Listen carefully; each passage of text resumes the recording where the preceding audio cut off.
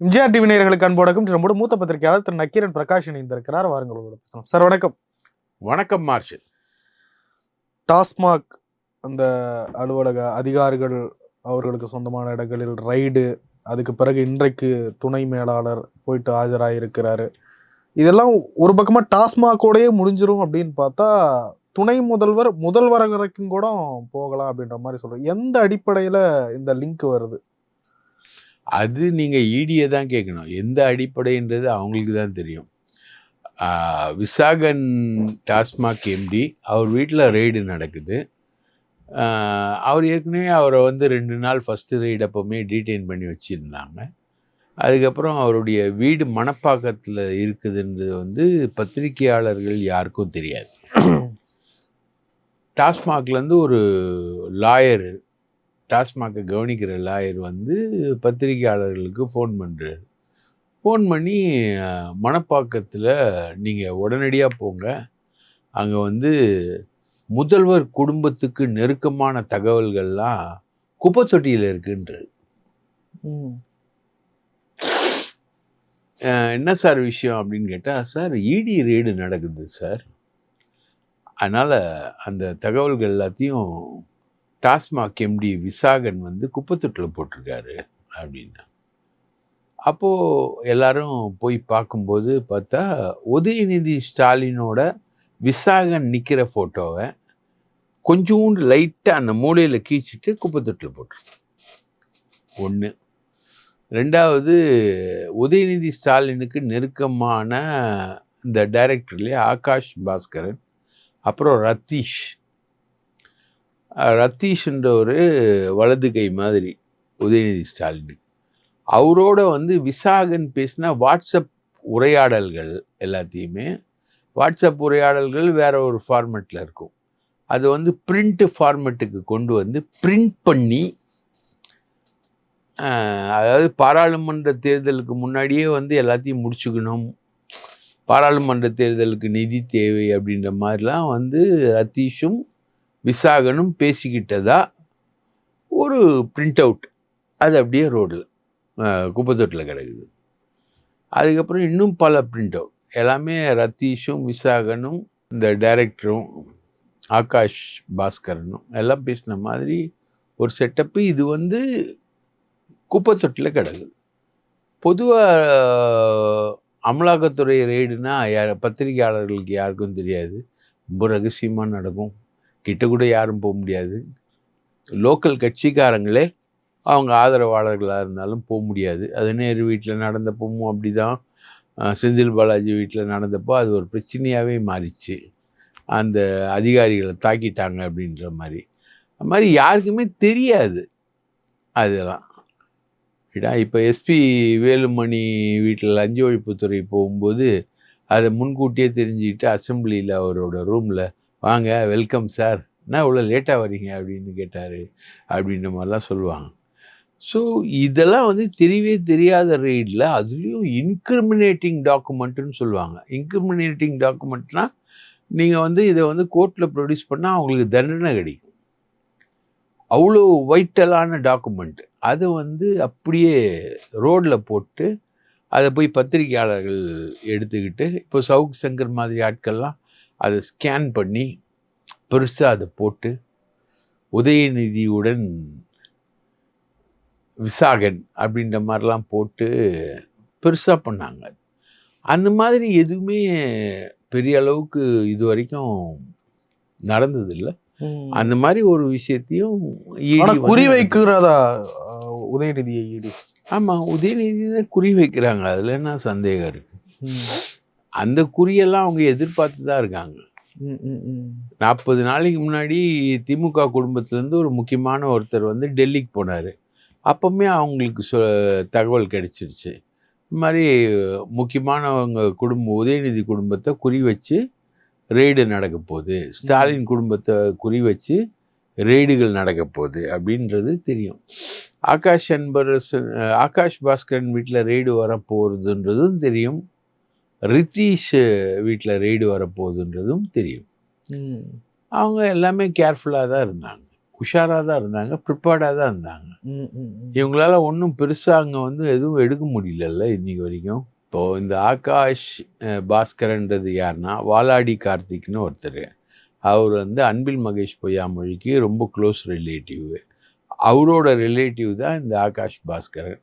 இவர் சாதாரணமாக இருந்தார். இப்போ வந்து ஒரு 500 கோடிக்கு படம் எடுக்கிற அளவுக்கு இவர் வந்து பிரம்மாண்டமாக இவர் வந்து சினிமாவில் சிம்பு, அப்புறம் இட்லி கடை, அப்படி தனுஷ் படம்னு நினைக்கிறேன், அந்த மாதிரி இட்லி கடை, சிவகார்த்திகேயனுடைய பராசக்தி, இதெல்லாம் எடுக்கிற அளவுக்கு ஒரு பெரிய ப்ரொடியூசராக வர்றாரு. அதுக்கப்புறம் சமீபத்தில் கல்யாணம் நடக்குது. இவர் வந்து மூகா முத்துவுடைய பொண்ணை வந்து கெவின் கேர் ரங்கநாதன் அப்படின்னு ஒருத்தர் கல்யாணம் பண்ணுறாரு. மூகா முத்துவுக்கும் கெவின் கேர் ரங்கநாதனுக்கும் பிறந்த பொண்ணை வந்து ஆகாஷ் வந்து கல்யாணம் பண்ணுறாரு. அப்படியே அவர் வந்து கலைஞர் குடும்பத்து சம்மந்தி ஆயிட்டார். கலைஞர் குடும்பத்தில் பொண்ணு கொடுக்குற அளவுக்கு பெரிய இடத்துக்கு அவர் வர்றாரு. அவர் வந்து சினிமாக்கள்லாம் ப்ரொடியூஸ் பண்ணுறாரு. இந்த வாலாடி கார்த்திக்ன்றவர் அன்பில் மகேஷ் பொய்யாமொழியோடைய உறவினராக இருந்தாலும் அவர் தான் வந்து ஆகாஷ் பாஸ்கரனை வந்து எல்லாருக்கிட்டையும் இன்ட்ரடியூஸ் பண்ணுறாரு. இவர் வந்து டான் பிக்சர்ஸ்ன்னு சொல்லிட்டு ஒரு பிக்சர்ஸ் நிறுவனம் வச்சுட்டு ஒரு தனியாக இது பண்ணிக்கிட்டு இருந்தார். அப்புறம் அவங்க மனைவி வந்து தரணின்றது ஏதோ இன்னொரு நிறுவனம் வந்து அவங்க நடத்துகிறாங்க. அவங்க ஃபேமிலியே வந்து கெவின் கேர்ன்ற நிறுவனத்தோட இணைஞ்சிருக்காங்க. இதெல்லாம் தான் தெரியும். இப்போ அவர் வீட்டுக்கு ஏன் போகிறாங்க அப்படின்னு பார்த்தீங்கன்னா, அவர் உதயநிதியுடைய லெஃப்ட் ஹேண்டுன்னு சொல்கிறாங்க, அதனால போகிறாங்க. அதே மாதிரி ரத்தீஷ் பார்த்தீங்கன்னா, முன்னாடி வேளச்சேரியில் சிஎம் வந்து மேயராக இருக்கும்போது கூடியிருந்தார். அப்போது ரத்தீஷ் வந்து பக்கத்து வீடு அவர். இவங்க அண்ணன் சர்வேஷ் அப்படின்னு சொல்கிறவர் வந்து டெல்லியில் மிகப்பெரிய அதிகாரியாக இருக்கார். ஐபியில் இருக்கார். ஐபியுடைய உளவு பிரிவில் இருக்கார். அப்போது இந்த தேர்தல் டைமில் ஏடிஎம்கேவை எதிர்த்து போட்டி போடும்போது சில வேலைகளை வந்து ரத்தீஷ் மூலமாக தான் செய்கிறாங்க. அவர் போய் அதிகாரிகளெல்லாம் கான்டாக்ட் பண்ணுறாரு. அவர் கான்டாக்ட் பண்ணுறதுக்கு முன்னாடி சர்வேஷ்ன்றவர் கான்டாக்ட் பண்ணி ரத்தீஷ் வருவார் அப்படின்னு சொல்லிடுவார். ரத்தீஷ் போய் அந்த அதிகாரிகளை மீட் பண்ணுவார். இப்போது தேர்தல் கமிஷனராக ஒருத்தர் இருந்தாருன்னு வைங்களேன், அவரை போய் மீட் பண்ணுறது ரத்தீஷ் தான். அது மாதிரி எல்லாம் போக இப்போது என்ன சொல்லிட்டாங்கன்னா, உதயநிதி வந்து ஐபிஎஸ் ஐஏஎஸ் யார் போஸ்டிங் போடுறதா இருந்தாலும் அது ரத்தீஷோட அப்ரூவல் இல்லாமல் நடக்காது அப்படின்ற மாதிரி ஒரு நிலைமை உருவாயிடுச்சு அப்படின்னு பிரச்சாரம் பண்ணாங்க வெளியில். உதயநிதி அப்படிலாம் கிடையவே கிடையாது. உதயநிதி வந்து இப்போது சென்னை நகர கமிஷனராக அருணை போட்டப்பவும் சரி, அது ஸ்டாலினோட சாய்ஸ். அது அருண்ன்றது ஸ்டாலினுடைய பர்சனல் சாய்ஸ். அதை தான் உதயநிதியும் ஃபாலோ பண்ணார். அந்த மாதிரி தான் இருக்குமே நிலவரமே தவிர ரத்தீஷ் சொல்லி போட போகிறதில்ல. ஆனால் ரத்தீஷ் வந்து ஒரு பிரம்மாண்டமான வீடு கட்டிட்டாரு ஈசிஆரில் அப்படின்னு இப்போ நிறைய இணையதளங்களில் செய்திகள் வந்தது. ரத்தீஷ்ன்ற ஃபேக்டர் தான் வந்து மிகப்பெரிய ஃபேக்டர்னு சொன்னாங்க. இப்போ அவர் துபாய்க்கு போயிட்டதா அவர் வீட்டை சீல் வச்சுட்டு போயிருக்காங்க அமலாக்கத்துறை. இவங்க ஃபேமிலியாகவே ஃபாரின் கண்ட்ரீஸ்க்கு டூர் போகிறது வழக்கம். அவர் ஒன்றும் ரகசியமாகவே போகல. அவர் வந்து பர்மிஷன் வாங்கிட்டு விசா அப்ளை பண்ணி பர்மிஷன் வாங்கிட்டு போகக்கூடிய நாடுகளுக்கு தான் போயிருக்காரு. அப்போ அந்த விசா அப்ளிகேஷன் பண்ணும்போதே மத்திய உளவுத்துறைக்கு தெரியும் இல்லையா, ரத்தீஷ் வந்து இந்த மாதிரி போகிறாரு அப்படின்றது தெரியும் இல்லையா, அந்த மாதிரி தான் அவர் போயிருக்காரு. ஸோ அதை வந்து எக்ஸாகரேட் பண்ணி இன்னைக்கு வந்து பெரிய அளவுக்கு பேசிக்கிட்டே இருக்காங்க. ரத்தீஷையும் ஆகாஷ் பாஸ்கரனையும் தேடி ஏர்போர்ட்டுக்கு போனாங்க, விசாரிச்சாங்க அமலாக்கத்துறை அப்படின்ற மாதிரிலாம் செய்திகள் வருது. ஸோ இந்த நீங்கள் கேட்ட கேள்வி, டாஸ்மாக்லேருந்து எப்படி முதல்வர் குடும்பத்துக்கு போகிறாங்க அப்படின்னு. டாஸ்மாகில் வந்து ஒரு 52-53 எஃப்ஐஆர் இருக்குது சார். 53 எஃப்ஐஆரும் என்னென்னா, நீங்கள் வந்து 10 ரூபா பாட்டிலுக்கு அதிகமாக வாங்குறீங்க இல்லையா, அது மூலமாக அதிகமான நிதியை வந்து பேக்கெட்டில் வச்சுருப்பீங்க. அப்போது திடீர்னு விஜிலன்ஸ் ரெய்டு வரும் உங்கள் கடைக்கு. கடைக்கு வரும்போது நீங்கள் 200 300 வச்சுருந்தா பரவாயில்ல, அதுக்கு அதிகமான நீங்கள் பணம் வச்சுருந்தீங்கன்னா உங்கள் மேலே எஃப்ஐஆர் போடுவாங்க, கம்ப்ளைண்ட்டாகவும் எஃப்ஐஆர் போடுவாங்க. அது வந்து நீங்கள் வந்து வழக்கறிஞர் மூலமாக முறியடிக்கணும், இல்லை உண்மையை வந்து உயர் அதிகாரிகளுக்கு சொல்லணும். அந்த அடிப்படையில் தான் அது வந்து முறியடிக்கப்படும். இந்த மாதிரி ஏடிஎம்கே பீரியட் 2011 இப்போ வரைக்கும் 52 எஃப்ஐஆர் வந்து சுமார் ஒரு 50 லட்சத்துக்கு ஊழல் வந்து இந்த முறைகேடுகள் வந்து யார் பண்ணியிருக்கா? டாஸ்மாக்ல வேலை செய்கிறவங்க பண்ணியிருக்காங்க. அதுதான் எஃப்ஐஆரோட பேசிக். அது நிற்கவே நிற்காது. தங்கமணி பீரியடு, நத்த விஸ்வநாதன் பீரியட்லலாம் நீங்கள் வழக்கு போட்டிங்கன்னா எப்படி நிற்கும் அது? இது வந்து தொன்று தொட்டு வரக்கூடிய அந்த 10 ரூபா மேட்ரு என்பது இருந்துக்கிட்டே இருக்கு. ஸோ அதுலேருந்து தான் எஃப்ஐஆர் போடுறாங்க. இவங்க என்ன சொல்கிறாங்கன்னா, அதுலேருந்து ஜென்ரேட் ஆன ஒரு 1000 கோடி ரூபாய் அதை வந்து ஆளுங்கட்சி எடுத்து தேர்தல் செலவுகளுக்கு பயன்படுத்துது அப்படின்றது தான் இவங்களுடைய குற்றச்சாட்டு. அதில் வந்து உதயநிதியை ஃபிக்ஸ் பண்ணுறாங்க. இவங்க ஃபிக்ஸ் பண்ணி கொண்டு வராங்க. அதில் என்னன்னா, இவன் செந்தில் பாலாஜி அமைச்சராக இல்லாத போது உதயநிதி வந்து கொஞ்ச நாள் அந்த இலாக்கா அந்த விஷயங்களெல்லாம் பார்த்தாரு அப்படின்ற மாதிரி சொல்கிறாங்க, அமலாக்கத்துறை சொல்கிறாங்க. ஸோ அந்த இதுலேருந்து தான் இவங்க வந்து டிரைவ் பண்ணி கொண்டு வந்து உதயநிதியை ஃபிக்ஸ் பண்ணணும்னு இவங்க ட்ரை பண்ணுறாங்க. ஆனால் அதுக்கு ரத்தீஷையும் ஆகாஷ் பாஸ்கரனையும் ஃபிக்ஸ் பண்ணி வராங்க.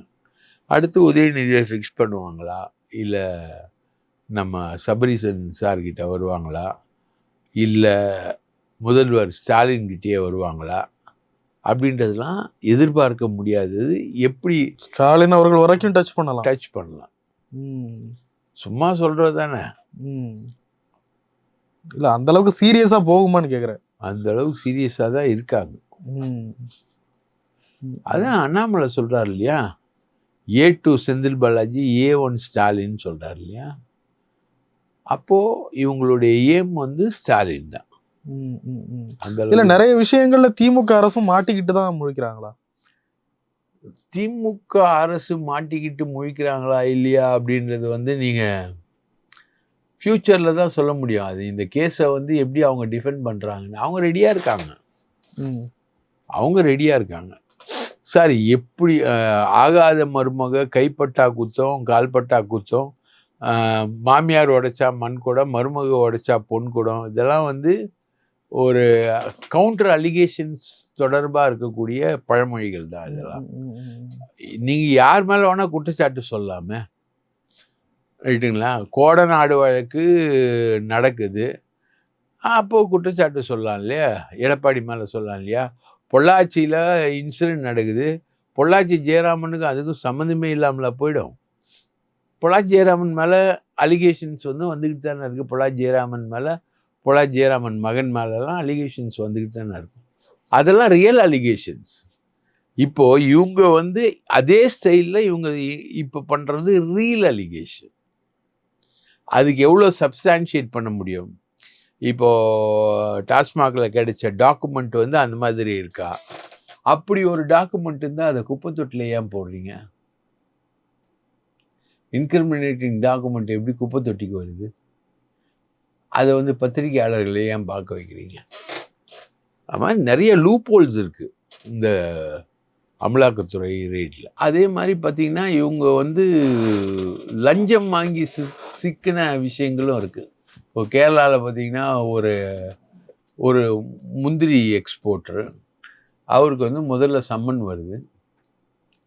சம்மன் வந்த உடனே அவர் போய் அப்பியர் ஆகலை.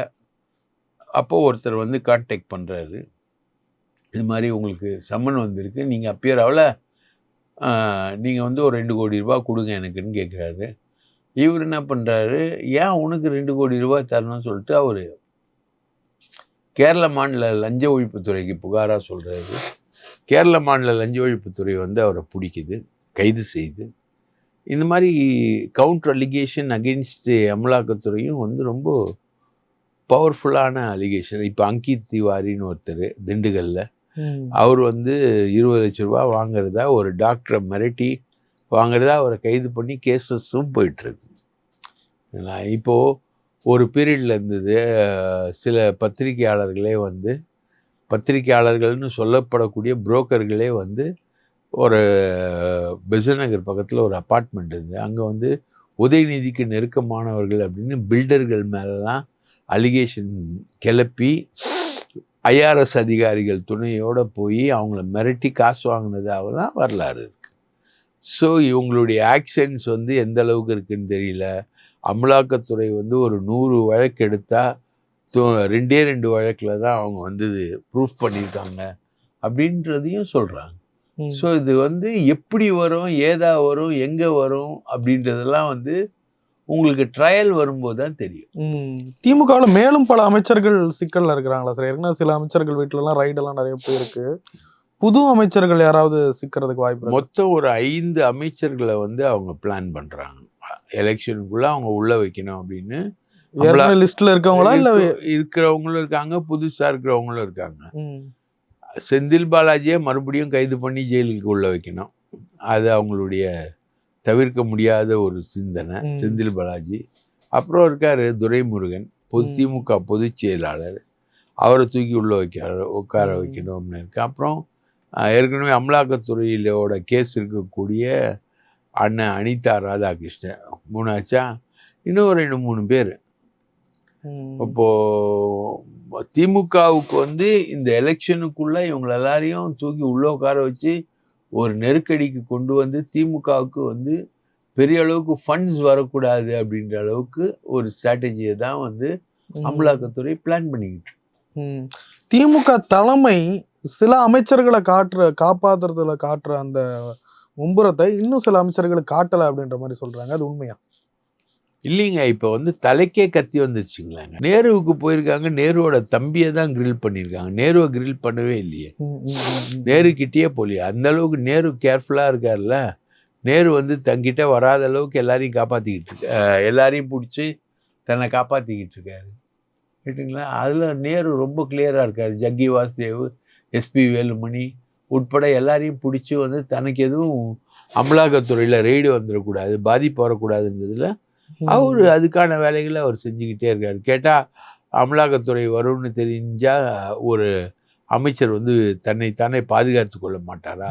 அதுல என்ன தவறு அப்படின்னு கேட்குறாங்க இன்னைக்கு இருக்கக்கூடிய யூடியூபர். ஸோ நேரு வந்து பாதுகாக்கிறதான விஷயம் இல்லை. நேரு அவரையே பாதுகாத்துட்டு இருக்காரு. துரைமுருகன் வந்து அண்ணாமலைக்கு ஒரு 300 கோடி அனுமதி கொடுத்தாரு. எலெக்ஷன் அப்போ ஒரு 150 கோடி ரூபாய் கொடுத்தாரு. இதெல்லாமே வந்து அமலாக்கத்துறையிலேருந்து தன்னை பாதுகாத்துக்கிறது தான். பல அமைச்சர்கள் வந்து திமுக அமைச்சர்கள் கிட்ட திமுக தலைமையோட நாலேஜோடயா இல்ல இல்ல இப்ப துரைமுருகன் அண்ணாமலை கொடுத்ததெல்லாம் திமுக தலைமைக்கு தெரியாது. அதுக்கப்புறம் உளவுத்துறை போலீஸார் தான் கண்டுபிடிக்கிறாங்க. துப்பாக்கி வச்சு பிடிச்சி மணல் டீம் தான் கொடுக்குது. மணல் கரிகாலன், ரத்னம், ராமச்சந்திரன், எஸ்ஆர் அசோசியேட்ஸ் தான் தராங்க. அப்புறம் துப்பாக்கி வச்சு கோயம்புத்தூர்லேருந்து அவங்களெல்லாம் துரத்தி அடிக்கிறாங்க மாநில உளவுத்துறை போலீஸார்.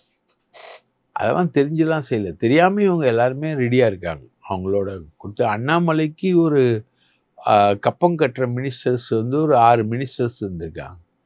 அது ஒரு லிஸ்ட் இருக்கு. அந்த லிஸ்ட்ல இருக்கக்கூடியவங்க எல்லாருமே அமலாக்கத்துறைக்கு பயந்து தான் கப்பம் கட்டுறாங்க. ஸோ இதெல்லாம் சமாளிக்கக்கூடிய அளவில் அவங்களும் இருந்திருக்காங்க, அவங்களும் பண்ணிக்கிட்டு இருக்காங்க. எல்லா வேலைகளுமே நடந்துகிட்டு தான் இருக்கு.